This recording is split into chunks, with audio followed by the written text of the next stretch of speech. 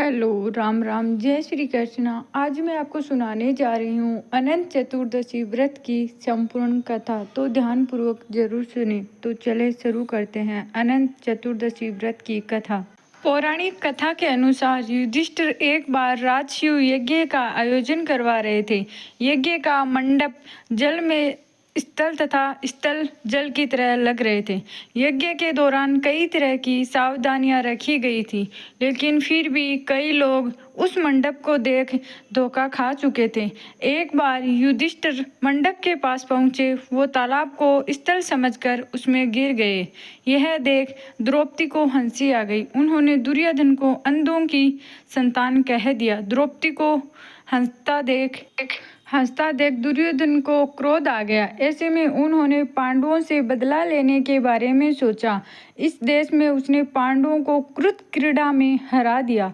पांडवों को करना पड़ा वनवास का सामना। इस वजह से पांडवों को हारने की वजह से 12 सालों का वनवास काटना पड़ा। इस दौरान उन्होंने कई तरह की परेशानियों का सामना किया।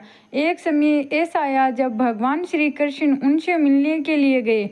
तब युधिष्ठिर ने श्री कृष्ण जी से अपने दुख के बारे में बताया और समस्या से मुक्ति पाने के लिए उपाय पूछा।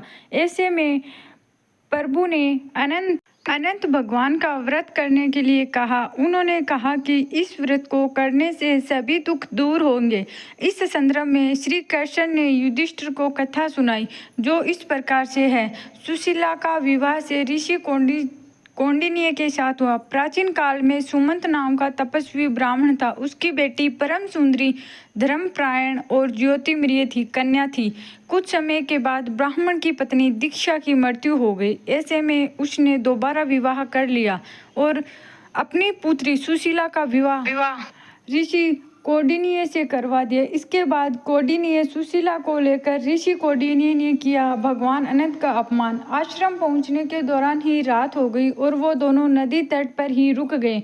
इस दौरान सुशीला ने कुछ स्त्रियों को सुंदर वस्त्र में देखा और वह किसी भगवान की उपासना कर रही थी। इसी बारे में सुशीला ने स्त्रियों से पूछा तो उन्होंने अनंत व्रत के महत्व के बारे में बताया। सुशीला ने भी उसी जगह पर पूजा की। उसने 14 गांठों वाला डोर हाथ में बांध लिया और अपने पति ऋषि कौंडिन्य के पास पहुंच गई। डोर के बारे में कौंडिन्य के द्वारा पूछे जाने पर सुशीला ने व्रत के बारे में बताया, परंतु ऋषि ने उसे तोड़ दिया और आग में जला दिया। ऐसा करने से अनंत भगवान का अपमान हुआ। इसकी वजह से ऋषि कौंडिन्य बहुत दुखी हुए। उनके पास जो कुछ भी था वो सब नष्ट हो गया। उन्होंने अपनी पत्नी से पूछा कि इस दरिद्रता का कारण क्या है। तब सुशीला ने उन्हें डोरा जलाने वाली बात याद दिलाई। ऋषि कौंडिन्य को गलती का एहसान हुआ और उसे अपनी गलती का एहसास हुआ और उस डोरे की प्राप्ति के लिए कई दिनों तक वो वहीं रहे, लेकिन उन्हें सफलता प्राप्त नहीं हुई। लंबे समय तक भटकने के पश्चात वो भूमि पर गिर पड़े। फिर अनंत भगवान प्रकट हुए। उन्होंने ऋषि कौंडिन्य से कहा कि तुमने मेरा अपमान किया है, इसी वजह से तुमको इस तरह के कष्टों का सामना करना पड़ रहा है। तुम वापस जाओ और सच्चे मन से अनंत व्रत करो। 14 वर्ष के बाद तुम्हारे सभी दुख दूर होंगे। ऋषि ने अनंत भगवान की बातों का पालन किया। भगवान श्री कृष्ण की आज्ञा से युधिष्ठिर ने भी विधि पूर्वक अनंत भगवान का व्रत किया। इस व्रत के पुण्य प्रताप से पांडवों को महाभारत के युद्ध में जीत मिली और चिरकाल तक राजा राज्य करते रहे। बोलो अनंत भगवान की जय हो।